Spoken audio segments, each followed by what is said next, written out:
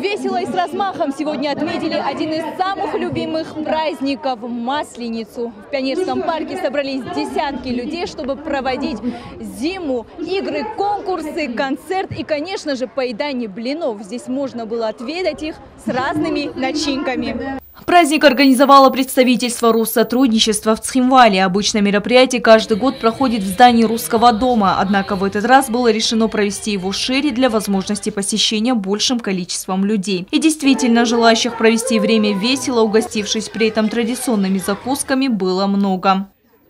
Праздничное, веселое, потому что это символ наступления весны, проводов зимы, а это всегда радость на душе, пробуждается природа, пробуждаются лучшие человеческие чувства. Я очень люблю праздник Масленицы, потому что в этот день блины особенно вкусные. Я очень люблю масленичные традиции, сжигать чучело. Это очень веселое занятие.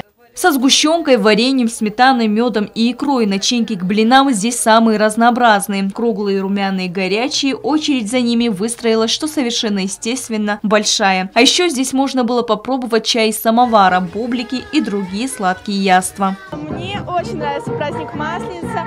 Обожаю есть блины со сгущенкой и с вареньем, особенно с клубничным вареньем. Люблю, когда много песен, рассказывают стихи. И вообще этот праздник очень классный. Вообще Масленица очень крутой праздник. Все очень круто. Весело, все очень хорошо.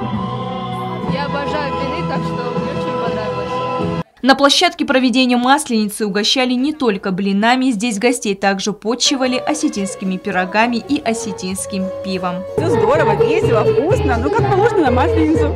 Блины еще не успела, потому что вот пирог дали. Ну вот пирог осилю и пойду блины пробовать. Кроме всего прочего, здесь предусмотрели насыщенную концертную и анимационную программы, спортивные игры, дискотеку, традиционные конкурсы. Кроме того, гости могли приобрести на ярмарке сувениры мастеров народного промысла.